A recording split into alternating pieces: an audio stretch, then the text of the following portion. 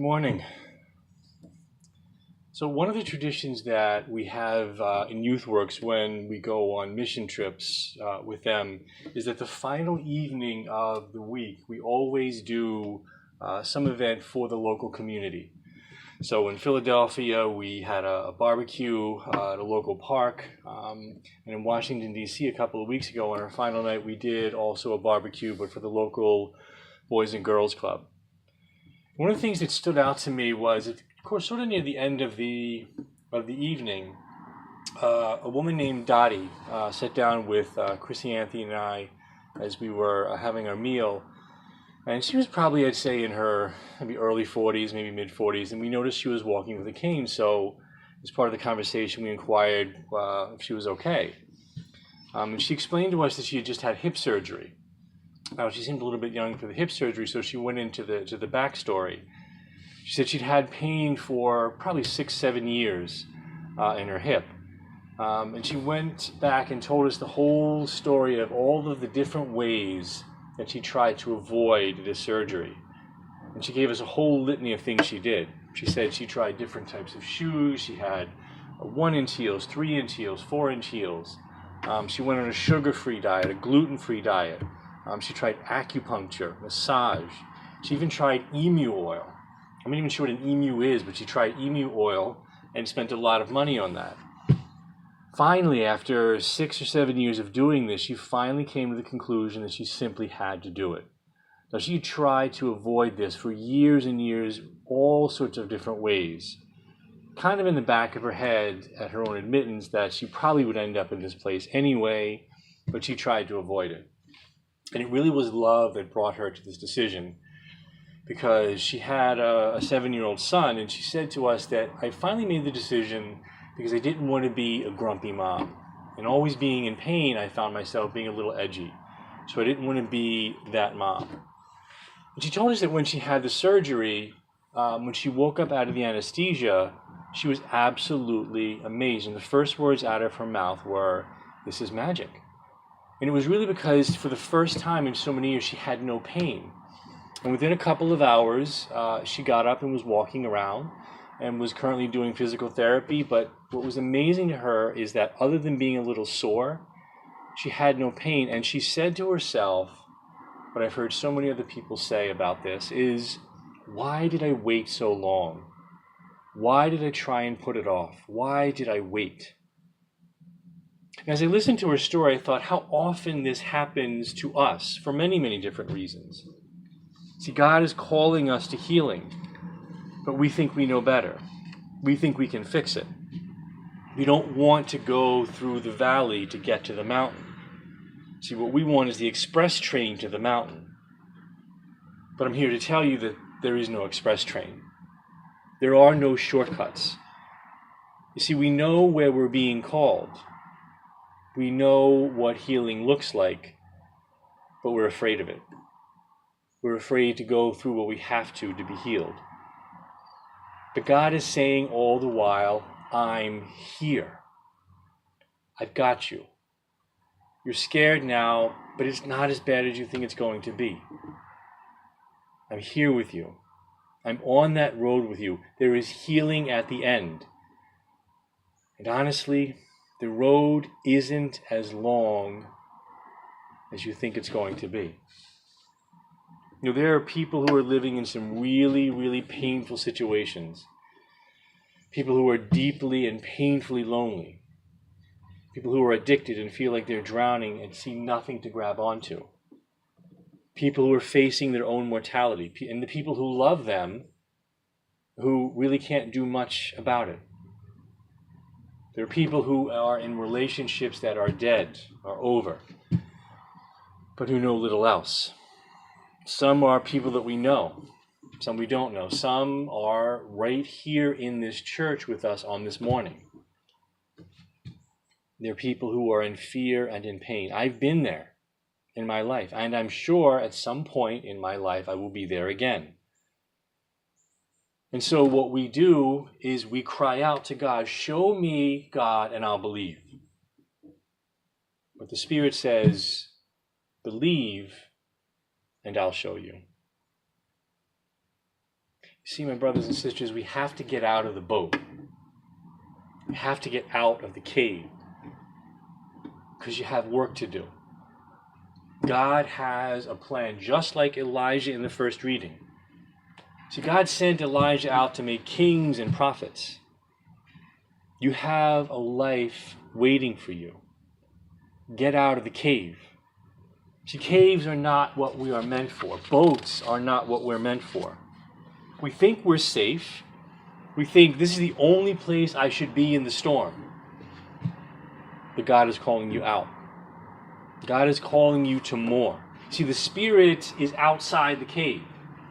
Remember the first reading from Kings. God is outside of the boat, where it's scary and unknown, but you don't step out alone. You may feel alone. You may see and feel the wind and think to yourself, this isn't where I'm supposed to be. But there's a hand waiting for you. See, in the story from the gospel, remember, the disciples are out on the Sea of Galilee, and they're rowing to get to the other side. And the wind is against them. They're trying and they're trying. They're putting all of their efforts in, using all of their skill in navigating the Sea of Galilee. But you see, many of these men, many of the disciples are fishermen. See, the Sea of Galilee is like their backyard. This was their trade. They knew how to navigate. But for all of their skill and strength and trying, they were getting nowhere. How often have you and I found ourselves rowing against the wind?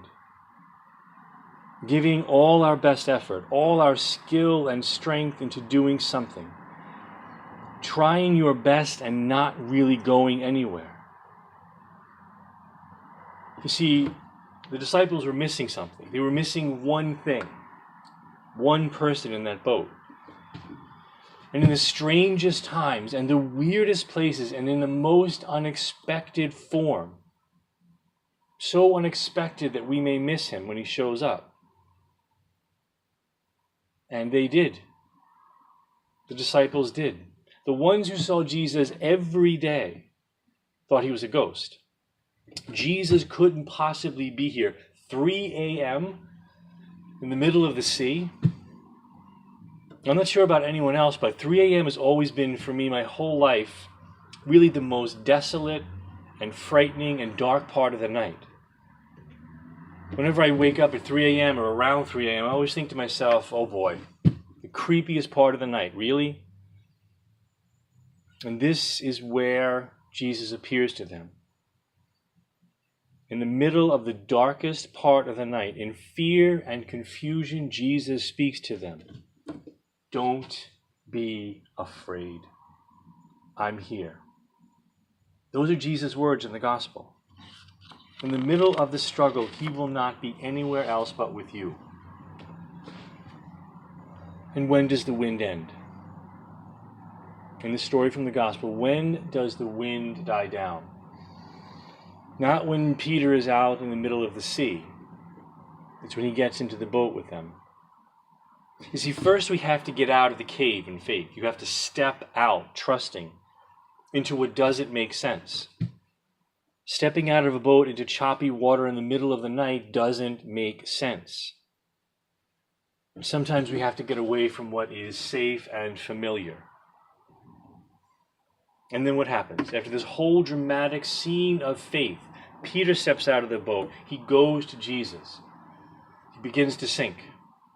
He grabs Jesus' hand. Then Jesus comes back with him. You see, Jesus doesn't walk him to the shore. He puts him back in the boat.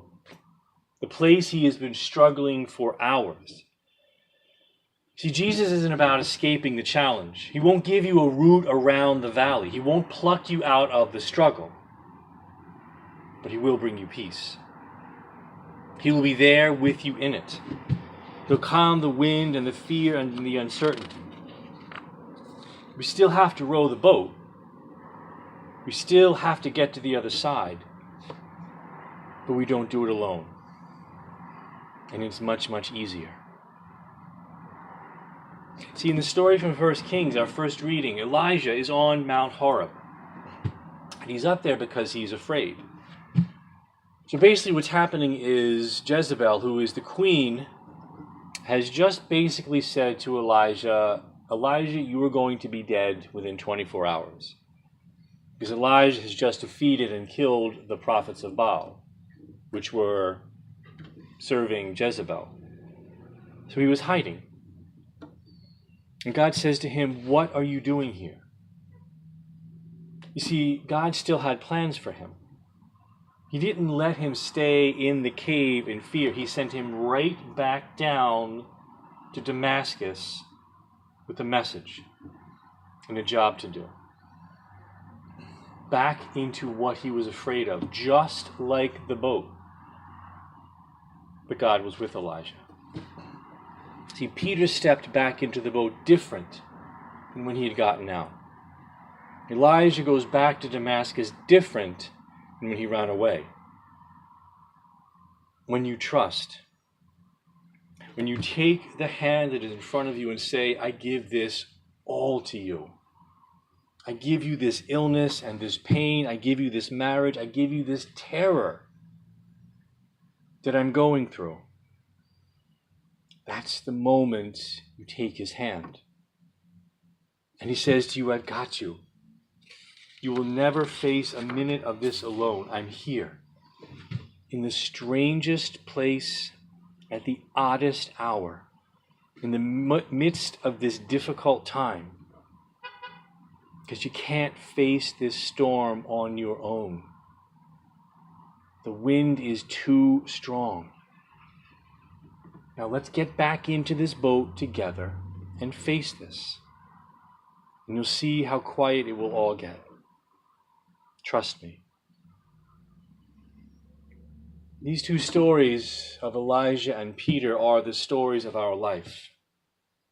Living so often in fear and doubt and insecurity, waiting for a happy ending, and we try to row with all our strength against the wind, figuring that we have the strength and the knowledge and the skill to overcome this crisis.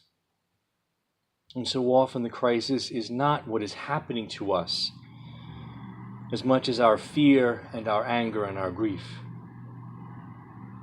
But you take that hand and surrender. And suddenly the wind and the fear and the anger quiet.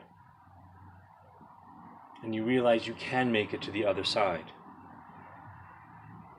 God is calling you out, calling you to more. The Spirit is outside the cave. God is outside of the boat where it's scary and unknown. The word from God on this morning is when you step out, you never step out alone. Amen.